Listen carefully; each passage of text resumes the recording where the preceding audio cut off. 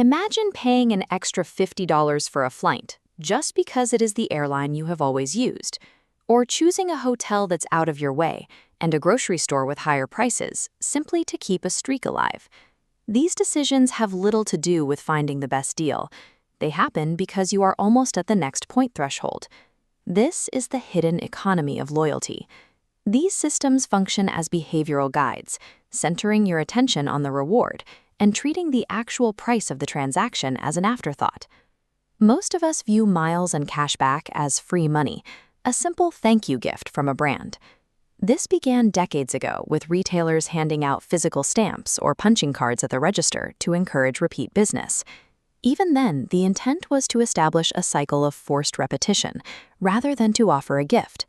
That simple retention strategy has since evolved into the massive reward ecosystems that nearly every major brand now employs. These loyalty systems have become a shadow industry, often generating more profit for the company than the products they are known for selling. While giving away millions of free flights and hotel nights looks expensive, companies aren't losing money on these perks. Major airlines operate much like central banks, minting their own unregulated currency out of thin air in the form of frequent flyer miles. As this flowchart illustrates, airlines sell these miles in bulk to major financial institutions, generating billions of dollars in immediate revenue. Banks then use that currency to attract customers, packaging them into sign-up bonuses to drive more people toward their credit cards. This side of the business is so lucrative that for several major airlines, the loyalty program produces a higher profit margin than the actual flight operations. This model transforms the shopper into the end market for a manufactured currency, providing a revenue stream that often outweighs the value of the tickets themselves. Why are banks willing to spend billions to acquire these points just to give them away to you? They are banking on a behavioral science mechanism called reward framing. The glowing 500 points become the primary focus, while the $200 cost recedes into a secondary consideration. Because points feel distinct from real cash, they act as an anesthetic, lowering the psychological resistance we normally feel when parting with money. This cognitive shift leads shoppers to spend more per transaction and ignore cheaper competitors who don't offer the same points. Banks buy points because they effectively replace rational budgeting with a gamified spending experience. Masking the price is just the first step.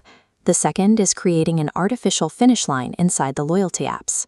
This leverages a psychological trigger known as the goal gradient effect. The goal gradient effect shows that as people get closer to a target, they instinctively accelerate their effort to reach it. Corporations use this to their advantage, sending push notifications reminding you that you are only 200 points away from a reward. By adding tiered statuses like silver or platinum, they use your own ego to keep you locked within their specific ecosystem. This gamification encourages shoppers to buy items they don't need just to reach an imaginary finish line. When you look at the entire scope of this shadow economy, the winners and losers are clearly defined. The winners are the airlines creating the currency, the banks collecting swipe fees, and the tiny group of disciplined shoppers who never carry a balance. The losers are the majority of consumers who overspend, ignore better deals, or carry credit card debt to chase these milestones. Despite the colorful marketing, the math behind these programs is designed to favor the house. Being a smart shopper means removing the illusion of points and looking at the raw cost of a purchase. Before your next purchase, ask yourself, would I buy this if there were no points at all?